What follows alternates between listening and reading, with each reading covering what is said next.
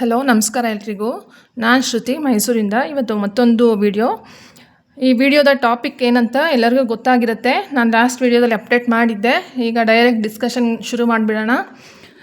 ನಮ್ಮ KSIC ಔಟ್ಲೆಟ್ಗಳಲ್ಲಿ, ಶೋರೂಮ್ಗಳಲ್ಲಿ VIP ಗಳಿಗೆ ಹೆಚ್ಚಿನ ಆದ್ಯತೆ ಕೊಡ್ತಾ ಇದ್ದಾರೆ ಇತ್ತೀಚಿನ ದಿನಗಳಲ್ಲಿ. ಅದೆಲ್ಲ ಕಾಮನ್ ಪೀಪಲ್ಗೆ, ಜನಸಾಮಾನ್ಯರು ಕ್ಯೂಬಲ್ಲಿ ನಿಂತಿರ್ತಾರಲ್ಲ, ಅವ್ರಿಗೆಲ್ಲ ಹೇಗೆಲ್ಲ ಎಫೆಕ್ಟ್ ಮಾಡ್ತಾ ಇದೆ ಅನ್ನೋದು ಇವತ್ತಿನ ಡಿಸ್ಕಷನ್ ಆಗಿರುತ್ತೆ ನಂದು. ಈಗ ಬೆಳಗ್ಗೆನೇ ಒಂದು 7 ಗಂಟೆಯಿಂದ ಕ್ಯೂ ಶುರು ಆಗುತ್ತೆ. ಅಂದರೆ ಎಲ್ಲರಿಗೂ ಗೊತ್ತು, ಬೆಂಗಳೂರಲ್ಲೆಲ್ಲ 4 ಗಂಟೆಯಿಂದ ಕ್ಯೂ ಶುರು ಆಗುತ್ತೆ. ಅದು ಯಾಕೆ ಹೇಳ್ತಾ ಇದ್ದೀನಿ ಅಂತಂದರೆ, ಅವರು 4 ರಿಂದ 5 ಗಂಟೆ ತನಕ ಕ್ಯೂವಲ್ಲಿ ನಿಂತಿರ್ತಾರೆ. ನಿಂತು ಒಂದು 10:30 ಆಗುತ್ತೆ. 10:30 ಆದಮೇಲೆ ಶೋರೂಮ್ದು ಡೋರೆಲ್ಲ ಓಪನ್ ಮಾಡ್ತಾರೆ, ಕ್ಲೀನ್ ಮಾಡ್ತಾರೆ, ಎಲ್ಲ ಆಗುತ್ತೆ. ಒಂದು ರೌಂಡು ಕಾಫಿ ಸೆಷನ್ ಎಲ್ಲ ನಡೆಯುತ್ತೆ ಅವ್ರದ್ದು. ಆಯಿತು. ಅದಾದಮೇಲೆ ಒಳಗಡೆ ಬಿಡಬೇಕು. ಇನ್ನೇನು ನಮ್ಮನ್ನೆಲ್ಲ ಕ್ಯೂವಲ್ಲಿ ನಿಂತಿರೋರನ್ನೆಲ್ಲ, ಜನರನ್ನೆಲ್ಲ ಒಳಗಡೆ ಬಿಡಬೇಕು. ಅಷ್ಟರಲ್ಲಿ ಏನಾಗುತ್ತೆ, VIP ಎಂಟ್ರಿ ಆಗುತ್ತೆ. ಇದು ತುಂಬ ಸತಿ ಆಗಿರೋಂಥದ್ದು, ತುಂಬ ಜನಕ್ಕೆ ಫೇಸ್ ಮಾಡಿರೋರು ಕಮೆಂಟ್ ಮಾಡ್ಬೋದು. VIP ಎಂಟ್ರಿ ಆಗುತ್ತೆ, 10:30 ಆಗುತ್ತೆ. ಅವ್ರು ಒಳಗಡೆ ನಮ್ಮನ್ನ ಬಿಡೋಷ್ಟರಲ್ಲಿ 11 ಗಂಟೆ ಆಗುತ್ತೆ. ಅಷ್ಟರಲ್ಲಾಗಲೇ 4ರಿಂದ 5 ಗಂಟೆಗಳ ಕಾಲ ಕಳೆದೋಗಿರುತ್ತೆ. ಅಷ್ಟು ಟೈಮು ಅಲ್ಲಿ ಕ್ಯೂವಲ್ಲಿ ನಿಂತಿರ್ತಾರೆ ತುಂಬ ಜನ. ಕೆಲವರು ಕಾಫಿ ಕುಡ್ದಿರ್ತಾರೆ, ಕೆಲವರು ಬ್ರೇಕ್ಫಾಸ್ಟ್ ಮಾಡಿರಲ್ಲ. ಈ ಥರ ಸುಮಾರು ವಿಚಾರಗಳಲ್ಲಿ ಡಿಸ್ಕಸ್ ಆಗ್ತಾ ಇರುತ್ತೆ. ತುಂಬ ಜನ ಕೂತ್ಕೊಂಡು ಡಿಸ್ಕಸ್ ಮಾಡ್ತಿರ್ತಾರೆ.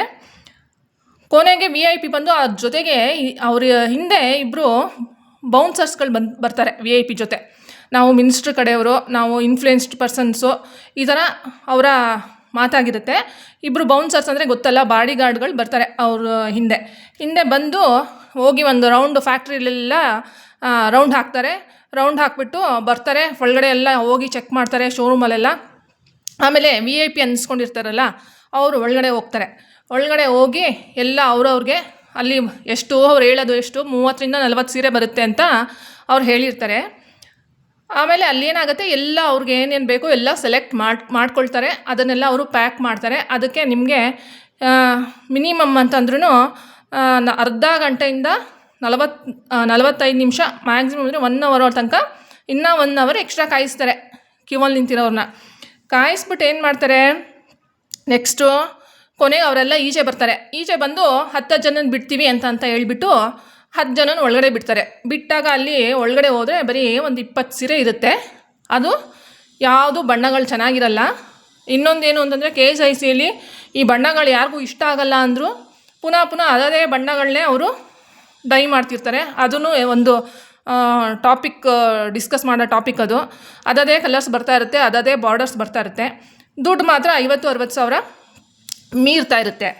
ಕೊನೆಗೆ ಅಲ್ಲಿ ಒಳಗಡೆ ಹೋದ ತಕ್ಷಣ 20 ಸೀರೆ ಇರುತ್ತೆ. ಅದರಲ್ಲಿ ಯಾರಿಗೂ ಸೆಲೆಕ್ಟ್ ಮಾಡ್ಕೊಳಕ್ಕಾಗಲ್ಲ, ಬಿಡೋಕ್ಕಾಗಲ್ಲ.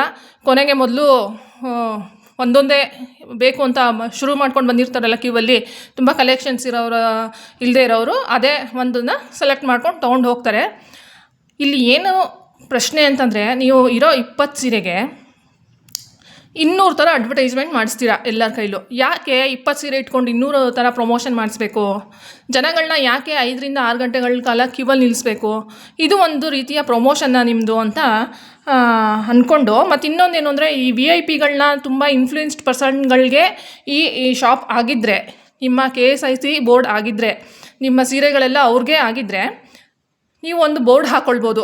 ಇದು KSIC ಪ್ರೈವೇಟ್ ಸೆಕ್ಟರ್, ಇದು ಗೌರ್ಮೆಂಟ್ ಅಂಡರಲ್ಲಿ ಬರೋದು. ಇಲ್ಲಿ VIPಗಳಿಗೆ, ಮಿನಿಸ್ಟರ್ಸ್ಗೆ, ಇವ್ರಿಗೆ ಮಾತ್ರ ಇಲ್ಲಿ ಆದ್ಯತೆ, ಅವ್ರಿಗೆ ಮಾತ್ರ ಇಲ್ಲಿ ಸೀರೆಗಳು ಲಭಿಸೋದು. ಜನಸಾಮಾನ್ಯರಿಗೆ ಇಲ್ಲಿ ಪ್ರವೇಶ ನಿರ್ಬಂಧಿಸಲಾಗಿದೆ. ಈ ಥರ ನೀವು ಬೋರ್ಡ್ ಹಾಕೋಬಿಟ್ರೆ ಯಾರೂ ಬರೋದು ಇಲ್ಲ, ಕ್ಯೂವಲ್ಲಿ ನಿಂತ್ಕೊಳ್ಳೋದು ಇಲ್ಲ. ಮತ್ತು 5 ಗಂಟೆ 6 ಗಂಟೆ ಕ್ಯೂವಲ್ಲಿ ಕಾದು ಬರೀ ಕೈಲಿ ವಾಪಸ್ಸು ಹೋಗಲ್ಲ. ಇರೋ 20 ಸೀರೆಗೆ ಯಾಕೆ ನೀವು ಅಷ್ಟು ಪ್ರಮೋಷನ್ ಮಾಡಿಸ್ಬೇಕು? ನೀವು ಸೀರೆಗಳನ್ನ ಇಟ್ಕೊಂಡು, ಸ್ಟಾಕ್ನ ಇಟ್ಕೊಂಡು ನಂತರ ಪ್ರಮೋಷನ್ ಮಾಡೋದ್ರಲ್ಲಿ ಅರ್ಥ ಇರುತ್ತೆ. ಬೆಳಗ್ಗೆ ಆಯಿತು ಅಂತಂದರೆ ಬರೀ ಪ್ರಚಾರದಲ್ಲೇ ತೊಡಗಿರ್ತಾರೆ ಎಲ್ಲ. ಇನ್ಸ್ಟಾಗ್ರಾಮು, ಫೇಸ್ಬುಕ್ಕು, ಎಲ್ಲದರಲ್ಲೂ ಯೂಟ್ಯೂಬ್ಗಳಲ್ಲಿ ಪ್ರಮೋಷನಲ್ಲೇ ತೊಡಗಿರ್ತಾರೆ. ಇದೆಲ್ಲ ಯಾಕೆ ಅಂತಂದರೆ, ಈ VIP ಟ್ರೀಟ್ಮೆಂಟ್ ಅನ್ನೋದು ಈಗಿನ ಹೊಸದಾಗೇನು ನಡೀತಾ ಇರೋದಲ್ಲ, ತುಂಬ ವರ್ಷಗಳಿಂದನೂ ತುಂಬ ಹಳಬರಿಗೆಲ್ಲ ಗೊತ್ತಿರುತ್ತೆ. ತುಂಬ KSIC ಪರ್ಚೇಸ್ ಮಾಡೋರು ಇದ್ದಾರೆ ನಮ್ಮ ಮೈಸೂರಲ್ಲಿ. 80 ರಿಂದ 100, 150 ಸೀರೆಗಳನ್ನ KSICದನ್ನ ಇಟ್ಕೊಂಡಿರೋರು ಇದ್ದಾರೆ. ಅವ್ರಿಗೆಲ್ಲ ಗೊತ್ತಿರುತ್ತೆ.